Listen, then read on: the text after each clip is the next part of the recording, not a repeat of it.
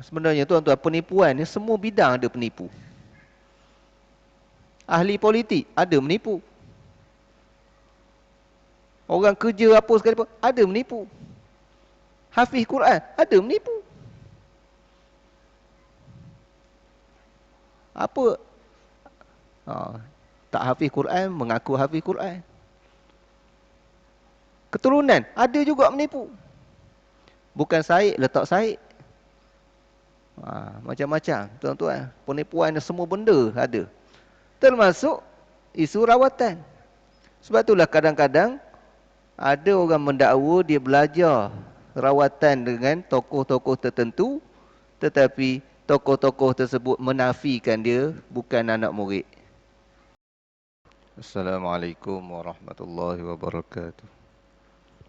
Alhamdulillahi rabbil alamin. وأفضل الصلاة وأتم التسليم على سيدنا محمد أشرف الأنبياء والمرسلين وعلى آله وصحبه أجمعين. سبحانك لا علم لنا إلا ما علمتنا إنك أنت العليم الحكيم. لا حول ولا قوة إلا بالله العلي العظيم. لا حول ولا قوة إلا بالله العلي العظيم.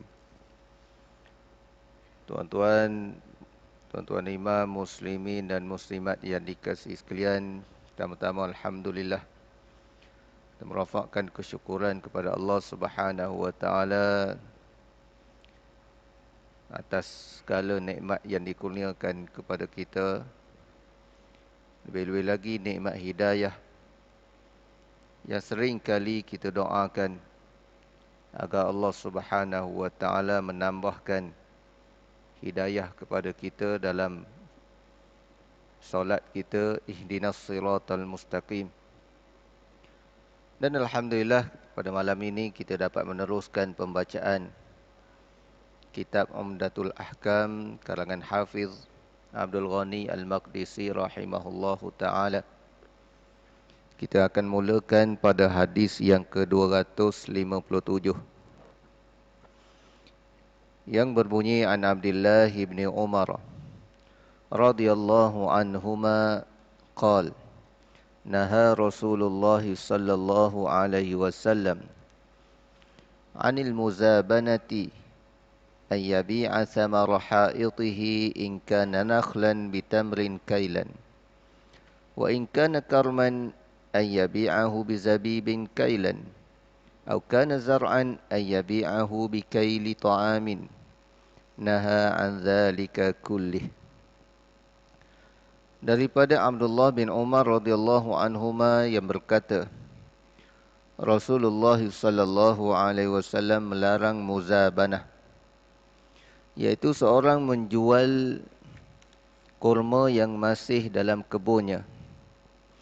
Jika kurma basah, maka dia menukarkannya dengan kurma kering dengan ukuran tertentu.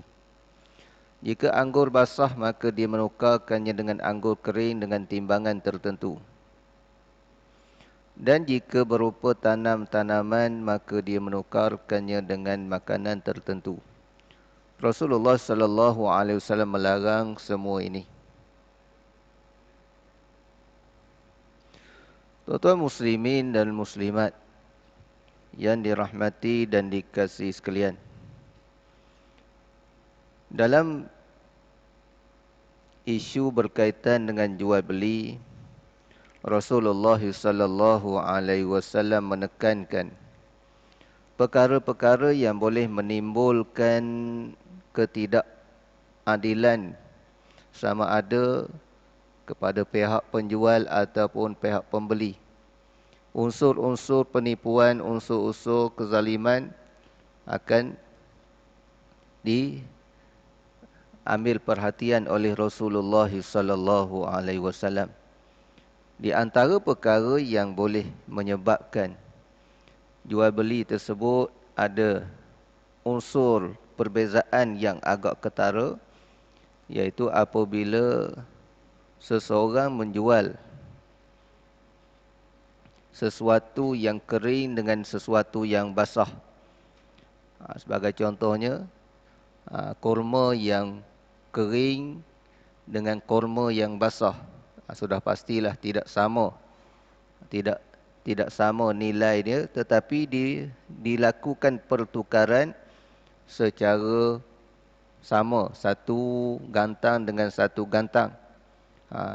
Yang kering sudah pastilah dia banyak, dapat banyak. Yang basah dapat sikit. Jadi ada unsur-unsur yang tidak menguntungkan satu pihak, yang merugikan satu pihak. Ini di antara jual beli yang dilarang oleh Rasulullah sallallahu alaihi wasallam.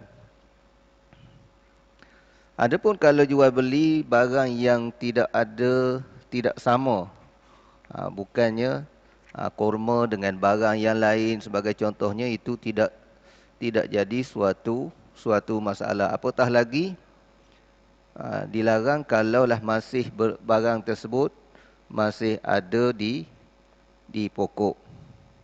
An Jabir bin Abdullah, nama-nama tadi tuan-tuan, nama-nama yang saya rasa tak perlu kita detailkan, kerana contoh-contoh itu contoh yang banyak berlaku di negeri Arab. Korma dan anggur, benda yang tidak ada di negara kita. Jadi memadai kita sebut secara semitah lalu saja. An Jabir bin Abdullah radhiyallahu anhuma qala naha an-nabiy sallallahu alaihi wasallam 'anil mukhabarah wal muhaqalati wa 'anil muzabanati wa 'an bai'i thamarati hatta yabdu salahaha, hatta yabdu salahuha. Ha baris depan, fa'il kepada yabdu. Wa alla tuba'a illa bid-dinari wad-dirhami illa al-araya. Al-muhaqalatu al-hintatu, bukan hantah, hintah. Al-hintatu fi sumbuliha bihintah. Daripada Jabir bin Abdullah radhiyallahu anhuma bahawa Nabi sallallahu alaihi wasallam melarang mukhabarah dan muhaqalah serta muzabanah dan jual beli buah-buahan hingga jelas kematangannya. Tidak boleh dijual selain dengan dinar atau dirham, kecuali ariyah. Ariyah ni ada satu perbahasan yang akan datang. Dalam hadis ini Rasulullah sallallahu alaihi wasallam melarang daripada beberapa jenis jual beli. Yang pertama muhaqalah. Apa dia muhaqalah? Iaitu menjual gandum yang masih di pokok dia. Dah jual dah. Sepatutnya nak jual kena ambil dulu. Sebab itulah dia kena tuai dulu. Tetapi belum tuai lagi dah jual dah. Pakai rambang begitu saja. Itu rambang dari sudut qadarnya. Pakai hentam je, pakai rasa-rasa je, tidak ada suatu ketetapan, suatu anggaran yang tepat ataupun hampir tepat. Yang kedua mukhabarah. Mukhabarah menurut Imam Nawawi iaitu mengelola tanah dengan upah hasil daripada hasil tuaian sesuai dengan perjanjian seperti sepertiga, seperempat atau bergantung kepada perjanjiannya. Namun biji berasal daripada pekerja. Berbeza dengan muzara'ah yang benih berasal daripada tuan tanah. Mukhabarah ni saya ada tanah. Minta tolong, saya berpakat dengan seorang pekerja. Sepakat dengan seorang pekerja, awak tolong tanam pokok sekian. Tanam sayur sekian. Hasil daripada kebun ini, hasil daripada dia, kita pakat. Separuh. Ataupun berapa peratus kepada pekerja, berapa peratus kepada tuan tanah. Kalaulah benih daripada tuan kebun dinamakan muzara'ah. Kalau benih daripada pekerja, daripada pengusaha dinamakan mukhabarah. Jadi ini di antara yang dilarang oleh Nabi SAW dan dilarang menurut mazhab Syafi'i rahimahullahu ta'ala. Mukhabarah, muzara'ah dilarang. Dan dalam isu ini mazhab Syafi'i dia berpegang dengan nas hadis. Secara jelas Nabi larang. Sebab itulah kalau mengikut mazhab Syafi'i, kita berpakat dengan orang mengusahakan tanah kita bukan atas dasar upah tetapi atas dasar berdasarkan kepada hasil. Bila dah keluar hasil, okey, separuh untuk tuan tanah ataupun 60% untuk tuan tanah ataupun berapa tak kiralah atas perbincangan. Hasil daripada hasil tersebut berapa peratus untuk pengusaha dan berapa peratus untuk tuan tanah, itu adalah akad yang dilarang oleh Nabi SAW dan mengikut mazhab kita, mazhab Syafi'i rahimahullahu taala. Tuan-tuan, apa penyelesaian dia? Penyelesaian dia upah. Minta tolong orang tanam di tanah kita. Okey. Kita upah. Berapa gaji awak sehari bekerja? Berapa gaji bulanan? Ataupun berapa upah sampai siap tanam? Berapa upah siram? Berapa upah ambil buah? Sekadar ambil upah, tak apa. Ataupun sewa tanah. Sewa tanah. Tanaman ini dijangka dalam 3 contoh tembikai. Jadi jangka 3 bulan makan hasil. Okey, 3 bulan berapa sewa? 3 bulan sewa dia kita ambil 200 sebulan. 600. Tak apa sewa tanah. Itu mengikut mazhab Syafi'i rahimahullahu ta'ala. Tetapi kebanyakan ulama dalam isu muzara'ah dan mukhabarah ini, mereka menyatakan bahawa larangan ini bukannya larangan yang haram. Tetapi Nabi berdasarkan illah, kebimbangan. Kebimbangan ada kerugian yang amat ketara. Sebagai contoh, kalaulah berlaku sesuatu, mungkin pengusaha langsung tak dapat apa. Dia buat-buat tiba-tiba ada musibah, ada apa, langsung tidak mengeluarkan hasil. Kerja dia sia-sia sama ni. Rugi bagi pihak pengusaha. Dan juga ada risiko-risiko yang besar, tetapi sebahagian daripada mazhab yang sebahagian besar daripada mazhab tidak melarang perkara ni. Sebab apa? Sebab risiko tu ada belaka. Kita upah pun belum tentu kita untung kalau upah orang bekerja. Mungkin dia je dapat upah, tiba-tiba bahan dibanjir ke, bahan dimusuh ke, yang tidak dijangka, maknanya ada risiko juga. Sebab itulah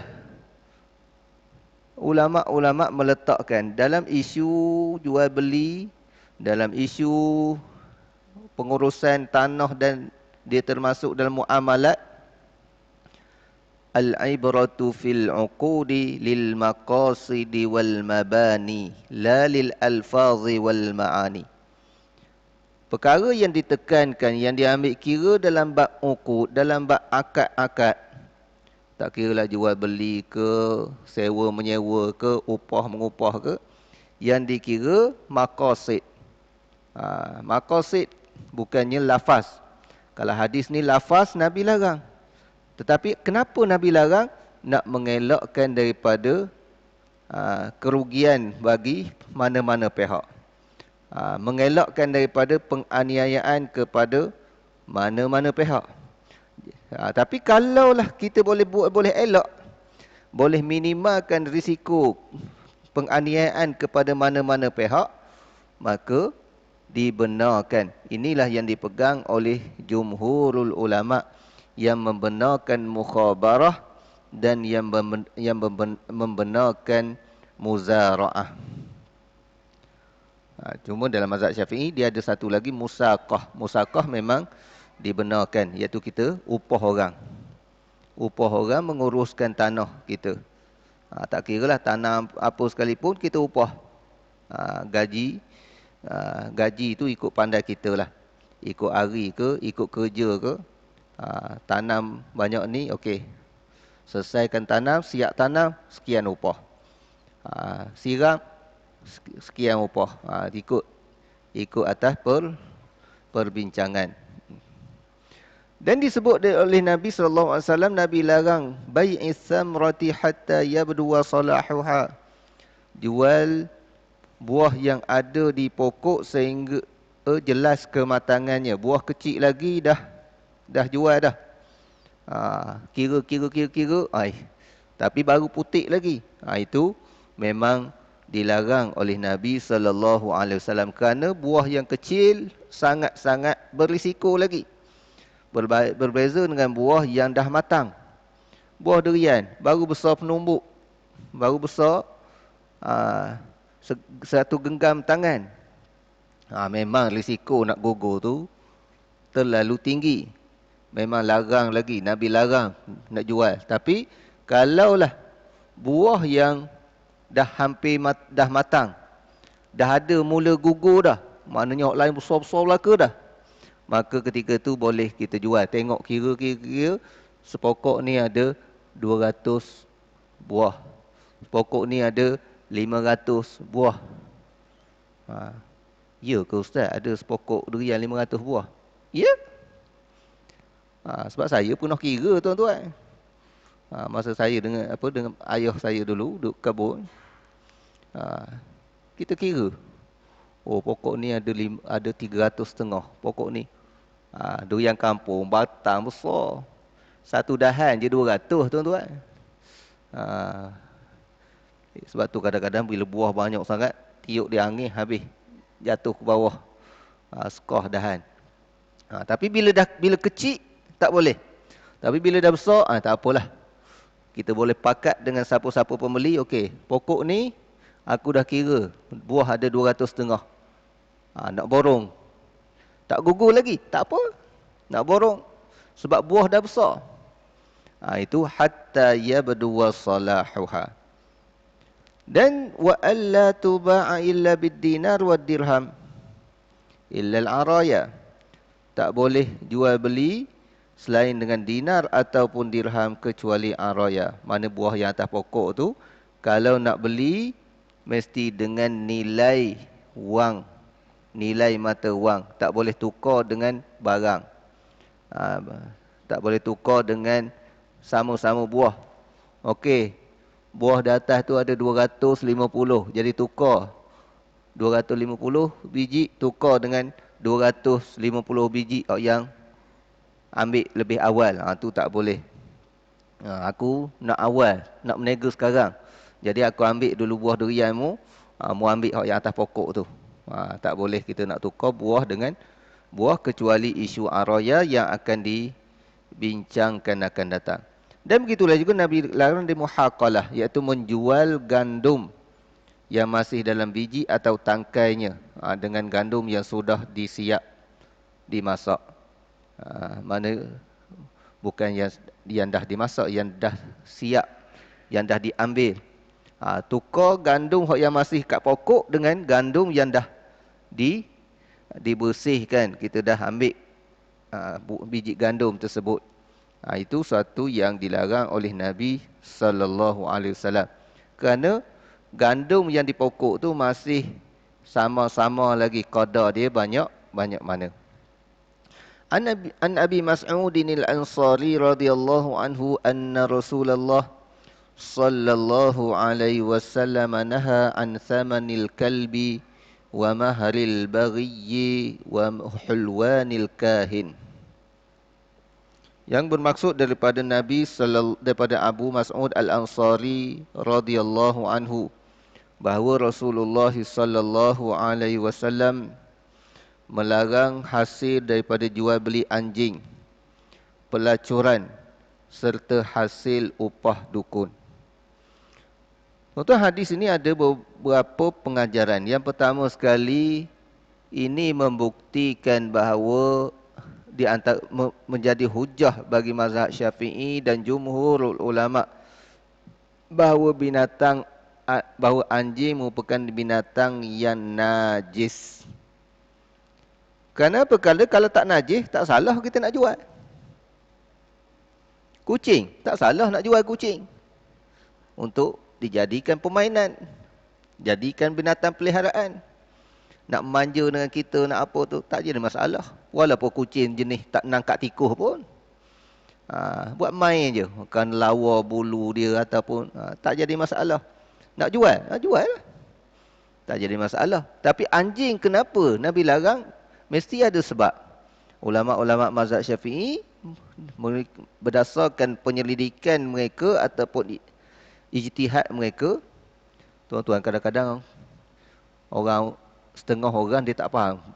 Kalau kita kata mazhab Syafi'i berdasarkan ijtihad. Ijtihad tu benda. Lama sangat dah dengar ijtihad mazhab Syafi'i, ijtihad mazhab Hanafi. Apa benda ijtihad? Ijtihad adalah penyelidikan secara mendalam. Orang kampung saya panggil research. Research. Buat research secara mendalam. Contoh satu-satu isu tu, ulama-ulama yang buat research ini, dia kaji secara mendalam. Dia suruh ayat Qurannya, hadisnya, dia kompos sebanyak mana, kemudian dia buat suatu kesimpulan terhadap apa yang mereka kompos tersebut. Dia berdasar, adalah kaedah-kaedah penyelidikan yang mereka pada mereka. Macam kita nak buat penyelidikan mana-mana universiti, PhD ke, master ke, mesti supervisor dia bagi panduan kepada kita.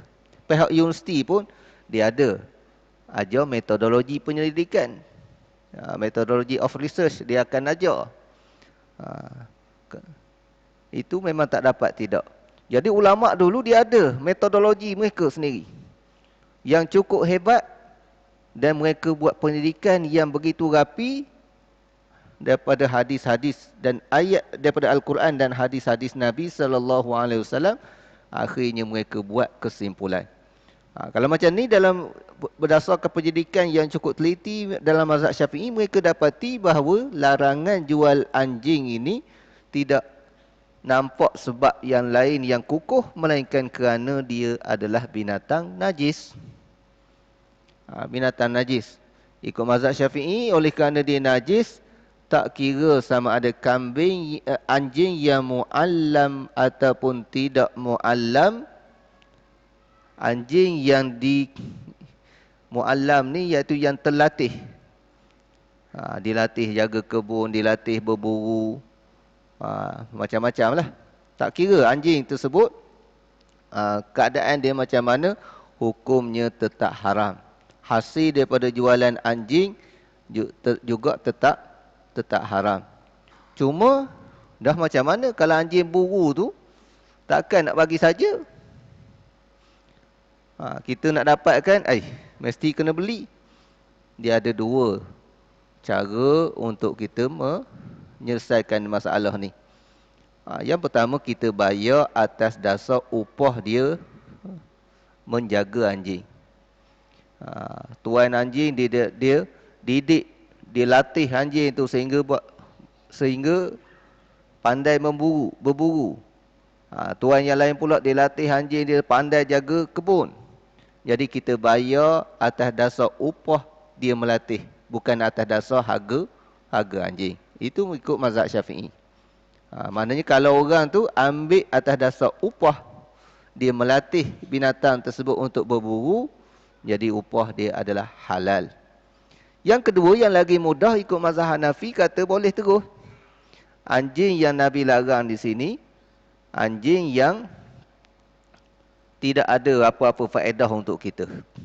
Tapi anjing yang terlatih, oleh kerana Allah Ta'ala di dalam Al-Quran sendiri memuji anjing, mukallibina tu'allimunahun. Puji anjing yang terlatih. Bila Allah Ta'ala puji, tak boleh jual. Tu mazhab Hanafi pula. Jadi kalau mazhab kita, kita bayar atas dasar bayar upah tuan yang melatih anjing. Tapi zaman sekarang ni tuan-tuan, anjing ada sampai nilai puluh ribu tuan-tuan. Anjing yang jadi pakar, yang kesan dadah tu. Tu Allah Ta'ala bagi kelebihan kepada binatang ni. Kadang-kadang benda yang Allah Ta'ala tak bagi kepada manusia. Tetapi tuan-tuan, manusia tetap merupakan makhluk yang paling mulia. Kelebihan binatang. Sebab itulah ada ulama' dia karang kitab Fadlul Kilabi ala kathirin mimman labisa siyab. Kelebihan anjing berbanding dengan manusia yang pakai baju ni. Anjing walaupun dia najis, tapi dia boleh digunakan jaga kebun, boleh digunakan untuk berburu. Zaman sekarang ni untuk mengesan dadah. Sampai sekarang ni ada pula anjing mengesan mayat pula. Mayat yang tertimbun, dia boleh kesan belah-belah mana. Tu bagaimana Allah Ta'ala hebatnya ciptaan Allah Ta'ala. Jadi itu antara yang kita boleh dapat manfaat daripada anjing. Tetapi tuan-tuan, manusia kalau kafir, apatah lagi kafir harbi yang duduk menentang Islam pagi, petang, siang, malam, bukan dapat faedah kita, menyusah kita lagi. Menyusah kita. Akhirat kelak neraka. Kalau anjing, akhirat dia tak masuk neraka. Sebab itulah ulama' ada karang kitab kelebihan anjing berbanding dengan manusia yang pakai baju. Tapi anjing-anjing biasa yang tidak terlatih, untuk termasuk anjing untuk sebagai pet, sebagai binatang peliharaan untuk mainan, maka itu tidak dibenarkan kita jual. Orang Islam haram jual. Walaupun kita tak nafikan ada ulama' mengatakan bahawa anjing tak najis, tetapi mereka juga mengatakan haram jual anjing untuk permainan. Hasil dia haram. Dan haram bermain-main dengan anjing. Sebab itulah dia ada dua isu yang berbeza. Anjing najis ataupun tidak. Satu, jumhur ulama', kebanyakan ulama' kata anjing ni najis. Hak ni yang kita pegang. Ada sebahagian ulama' kata anjing tak najis. Isu yang kedua, isu menjadikan anjing sebagai permainan. Jadi pet, simpan di rumah. Ada pula buat program sentuh anjing. Ni program liberal belaka ni. Tapi kalau khabar liberal marah. Zaman sekarang ni tak boleh. Sebut liberal marah. Tapi itulah liberal. Nak cuba langgar belaka. Konon-konon berhujah dengan sebahagian pandangan ulama'. Sebenarnya dia tak faham pandangan ulama'. Pandangan ulama' menyatakan tak najis, bukan boleh buat mainan. Kerana disebut dalam hadis yang secara jelas, siapa yang memelihara anjing, man yaqtana kalban illa kalba masyiatin aw zar'in intaqasa min ajrihi kulla yaumin qirat. Siapa yang pelihara anjing, simpan anjing, main dengan anjing, kecuali anjing untuk buru, untuk jaga ladang. Anjing buru tak apa pelihara, anjing jaga ladang tak apa pelihara. Kalau zaman sekarang ni anjing yang polis tak apa. Tapi kalau anjing main, apa balasan yang Allah Ta'ala, yang Nabi sebut? Balasan dia, setiap hari kuranglah pahala dia seumpama satu kirat. Sebesar satu kirat. Satu kirat banyak mana? Seumpama bukit Uhud. Hilang pahala besar bukit Uhud. Sebab itulah ulama' kata haram main dengan anjing. Tapi kita dalam negara kita berapa kali dah buat program sentuh anjing. Duk berhujah lah sana sini. Ni jangan jadi kita zaman sekarang ni kena terbuka. Buka belaka. Sebab itulah terbuka dalam Islam. Islam agama yang sempurna. Apa yang Islam tak benar buka, adalah mafsadah dan kerosakan dia. Kita, rumah kita, jangan tertutup macam gua, sampai cahaya tak masuk langsung. Lemah kita. Dan jangan kita terbuka sampai babi pun boleh masuk dalam rumah. Buka pintu, buka itu, buka ini. Tengah-tengah malam buka lagi. Sebab itulah buka ada kadar dia. Sebab tu zaman sekarang orang kata, kita kena terbuka. Buka macam mana kata? Nak buka belaka? Buka belaka punah. Tidak menepati Islam. Islam nak jaga kita. Bila dia nak jaga kita, ada benda yang dia tutup.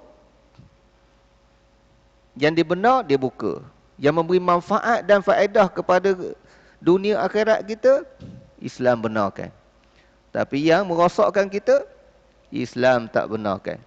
Sebab itulah tuan-tuan, fahaman liberal yang cuba menghakis keyakinan terhadap hukum-hukum Islam dengan pelbagai andaian dan alasan, yang ni yang cuba nak merosakkan pemikiran kita.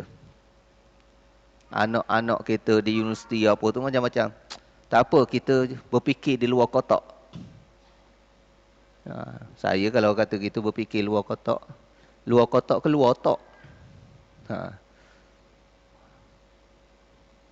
Kadang-kadang dia geng liberal ni tuan-tuan, dia ajak sembang. Okey. Hari ni kita sembang tajuk babi.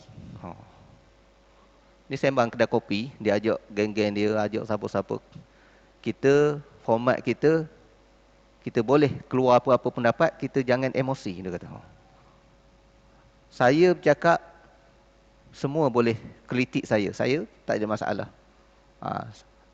Tuan-tuan cakap, siapa-siapa boleh kritik. Kita saling kritik, tapi kita tetap berkawan. Dia buat ayat tajuk babi.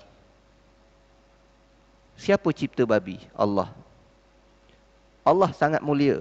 Tuhan yang mulia.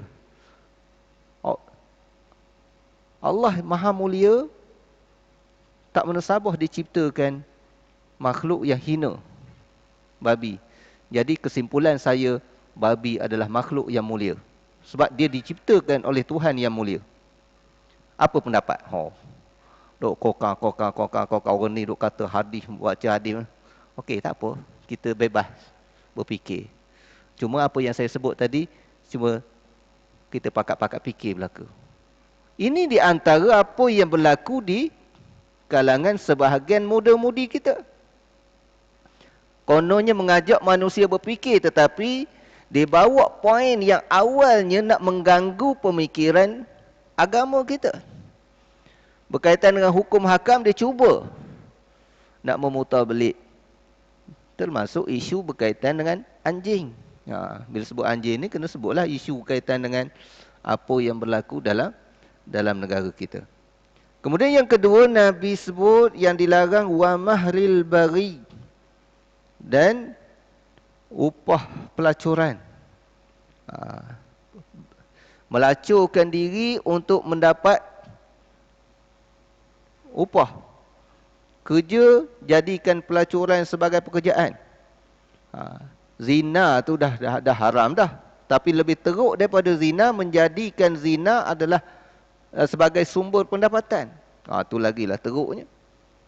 Islam sangat-sangat mengutuk perbuatan yang jijik tersebut. Bahkan hasil daripada dia adalah sesuatu yang dilarang. Sebab dulu ada seorang muslimat bagi fatwa.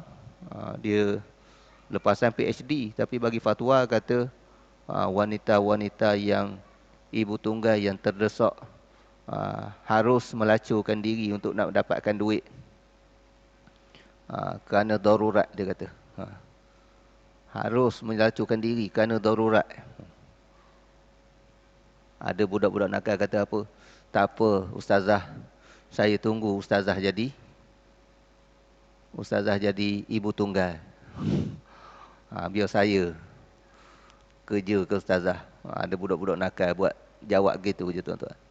Jadi tuan-tuan kadang-kadang benda-benda yang macam ni tidak terkecuali orang-orang yang ada latar belakang agama kadang-kadang bercakap merapu sekali bab agama. Kenapa? Kerana kadang-kadang kerana nak membela satu-satu pihak. Dia berada dalam kumpulan tertentu, dia akan bela kumpulan dia bermati-matian walaupun dengan dalih-dalih yang tidak berdasarkan asas-asas agama yang sebenarnya. Wa mahril bari. Sebab itulah tindakan pihak kerajaan dia kena membanteras apa-apa yang berkaitan dengan pelacuran ini. So itu satu kerja-kerja nahi mungkar. Jadi kalau pihak-pihak yang berwajib yang bertugas itu sebenarnya dia adalah melaksanakan satu kerja nahi mungkar yang ditekankan oleh agama. Jangan anggap itu sebagai tugasan berdasarkan jawatan saja, tetapi dia juga melaksanakan perintah agama. Wal hulwanil kahin, yang ketiga, hasil upah daripada perbomohan, daripada dukun. Bomoh-bomoh karut, dia ambil upah daripada jampi serapah dia. Ini juga haram. Ambil upah daripada kerja yang haram. Bila sebut jampi, tuan-tuan, ada secara umumnya kita bahagikan kepada dua. Jampi yang dibenarkan oleh agama, yang diistilahkan oleh ulama sebagai ruqyah syar'iyah, jampi syar'i, menepati kaedah agama. Dan istilah ruqyah itu juga disebut dalam hadis Nabi. Ketika sahabat menjampi seseorang yang disengat oleh kala jengking dengan baca surah Fatihah, Nabi menyatakan, ala tadruna annaha ruqyah. Tidakkah kamu tahu surah Fatihah itu adalah jampi? Jadi jampi-jampi ni tuan-tuan, kalau dengan ayat Quran, dengan doa, kita dibenarkan. Dibenarkan. Ada apa-apa sakit kita jampi, kita doa. Sebab itulah kalau zaman-zaman sekarang ni ada kumpulan-kumpulan yang dinamakan sebagai pengamal perubatan Islam, menggunakan doa, menggunakan ayat-ayat Al-Quran untuk merawat. Itu tidak jadi masalah. Yang kedua, jampi serapah yang tak tahu mana hala. Kadang-kadang jampi serapah tu ikut dan sekali ujung tu berkat kata la ilaha illallah Muhammad Rasulullah. Banyak kita jumpa. Sebab saya ni kadang-kadang kita berkawan orang tua. Orang ni cerita-cerita, jampi gini. Ujung dia berkat kata la ilaha illallah Muhammad Rasulullah. Hak lain tu macam-macam. Entah benda-benda dia sebut. Tanya benda, apa maknanya? Entah. Dia belajar dengan orang ni. Tak tahu apa maksud. Entah panggil jin ke apa, dia pun tak tahu. Jadi itu yang dilarang oleh Nabi SAW. Yang tidak ada unsur doa, yang bukannya daripada ayat Quran. Jadi dua bahagian. Cuma yang jadi masalahnya sekarang ni tuan-tuan, kadang-kadang orang guna nama. Jampi dia karut, tetapi dia guna nama rawatan syifa. Sebenarnya tuan-tuan, penipuan ni semua bidang ada penipu. Ahli politik ada menipu. Orang kerja apa sekalipun ada menipu. Hafiz Quran ada menipu. Apa? Tak hafiz Quran, mengaku hafiz Quran. Keturunan, ada juga menipu. Bukan Said, letak Said. Macam-macam, tuan-tuan. Penipuan semua benda ada. Termasuk isu rawatan. Sebab itulah kadang-kadang ada orang mendakwa dia belajar rawatan dengan tokoh-tokoh tertentu, tetapi tokoh-tokoh tersebut menafikan dia bukan anak murid. Maknanya nak tempel nama je. Nak tempel nama supaya masyarakat terima dia, guna nama tokoh-tokoh tertentu yang hebat, yang terkenal, tokoh perawat Islam. Sebab itulah tuan-tuan, almarhum sebagai contohnya almarhum Dr. Harundin dan anak-anak murid dia dijaga. Sehingga bila mana-mana perawat yang melanggar etika yang telah ditetapkan, mereka keluarkan daripada kumpulan. Dia ni bukan lagi grup kita. Bukan lagi, tidak mengikut etika-etika rawatan yang sepatutnya. Jadi tuan-tuan, benda ni kena cermat. Maknanya tidak semua yang mendakwa dia perawat berdasarkan kepada syifa rawatan Islam, mereka benar-benar menepati apa yang mereka dakwa. Zaman penuh penipuan yang disebut oleh Nabi SAW. Semua benda menipu. Semua benda menipu. Semua bidang ada penipuan. Daripada ustaz, daripada hafiz Quran, daripada ahli politik, daripada apa tu, semua ada je belaka jenis menipu. Tidak ada bahagian-bahagian yang berkecuali. Sebab tu kita kena hati-hati dalam isu ni. An Rafi' ibn Khadij radhiyallahu anhu anna Rasulullah sallallahu alaihi wasallam qala: "Thamanul kalbi khabithun wa mahrul baghi khabithun wa kasbul hajjami khabith." Daripada Rafi' bin Khadij bahawa Rasulullah sallallahu alaihi wasallam bersabda, hasil penjualan anjing sangat keji. Upah hasil pelacuran sangat keji dan upah tukang bekam sangat keji. Dua isu kita dah bincang tadi. Masuk pula dalam hadis ni disebut pula tentang bekam.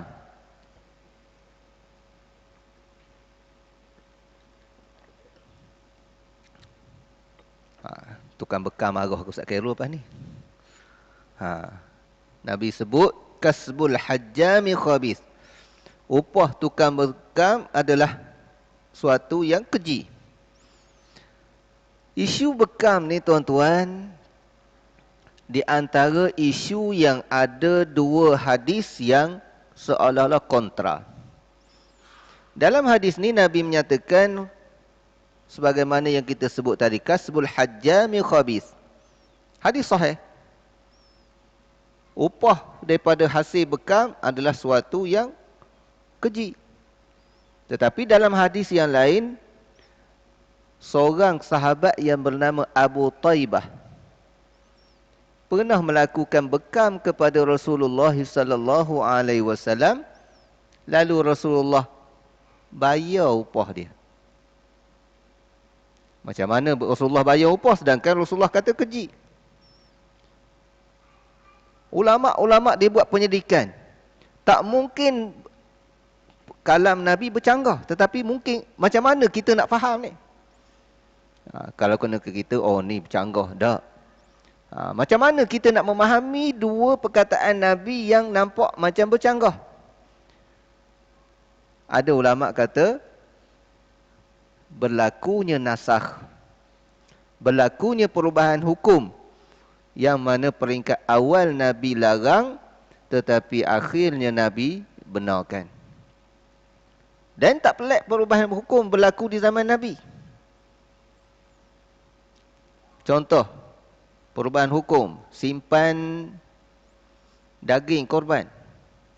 Peringkat awal tahun yang ke-9 Hijrah, Nabi benar 3 hari je, jangan lebih, simpan daging korban. Tapi masuk tahun yang ke-10 Hijrah, Nabi benarkan simpan daging korban berapa lama pun tak jadi masalah. Jadi berlaku perubahan. Dalam isu ni pun sebahagian ulama kata perubahan berlaku. Mula-mula Nabi larang. larang daripada ambil upah berbekam. Kemudian Nabi benarkan seorang ambil upah berbekam. Ada ulama kata tak. Cuma larangan Nabi dalam isu berbekam, larangan dalam bentuk makruh. Dengan erti kata kalau boleh, pakat-pakat cari kerja lain lah selain daripada bekam. Bekam tu jangan jadi sumber pendapatan utama. Biarlah kerja-kerja lain, tapi buat bekam tu sambil-sambilan tolong-tolong orang je. Itu ada penafsiran daripada ulama dalam berkaitan dengan larangan Nabi SAW daripada mengambil upah daripada pekerjaan berbekam. Tuan-tuan muslimin dan muslimat sekalian, ulama-ulama dia cukup cermat dalam nak mengeluarkan hukum. Sebab itulah tuan-tuan, kalau kita baca hadis, apa yang kita lihat sama ada daripada teks hadis ataupun daripada terjemahan hadis, kita jangan terlalu mudah buat kesimpulan. Oh ustaz, hadis ni sebut begini. Betul hadis sebut begitu, kefahaman dia macam mana? Kefahaman hadis macam mana? Memang kita tak tolak hadis, tetapi betul ke kefahaman kita? Adakah kita telah menguasai semua hadis dalam isu tersebut? Tak padan dengan sekadar jumpa satu hadis. Jumpa satu hadis, kita rasa, ni kita kena pegang dengan hadis. Mazhab ni apa ni? Menyusah korang je. Baik kita direct dengan hadis. Tuan-tuan, sebenarnya ulama-ulama mazhab lah lebih memahami hadis dan mereka lah telah membuat kesimpulan terhadap hadis-hadis kepada kita. Kalau hadis-hadis yang sebahagian daripada hadis, memang kita baca jelas maknanya, tak perlu kepada penyelidikan yang mendalam. Tapi ada hadis-hadis yang perlu kepada penyelidikan yang mendalam. Seumpama hadis berkaitan dengan hijamah tadi. Hadis berkaitan dengan berbekam. Kenapa perlu kepada penyelidikan? Perlu kita semak kesimpulan para ulama kerana hadis tersebut ada percanggahan secara zahirnya yang kita tak faham. Kalau kita baca satu hadis ni, tak tahu ada hadis yang lain, kita mungkin ada orang hukum, ni hukumnya haram kerja berbekam. Mana-mana iklan berbekam adalah haram. Mana-mana kedai bekam patut ditutup. Itu tak betul. Walaupun hadis ini adalah hadis sahih, tetapi penafsiran-penafsiran yang para alim ulama terhadap hadis ni, setelah mereka buat penyelidikan, kita perlu ambil. Jadi kesimpulan isu berbekam ini, walaupun Nabi pernah larang, tetapi Nabi juga pernah membayar upah berbekam kepada sahabat yang membekam baginda sallallahu alaihi wasallam yang bernama Abu Taibah. Tuan muslimin dan muslimat sekalian, kemudian bab araya, masuk bab yang lain, yang mana hadis-hadis dia ada 5 hadis berkaitan dengan bab tersebut. InsyaAllah kita tangguhkan kepada masa-masa yang akan datang. Wallahu alam. Assalamualaikum warahmatullahi wabarakatuh.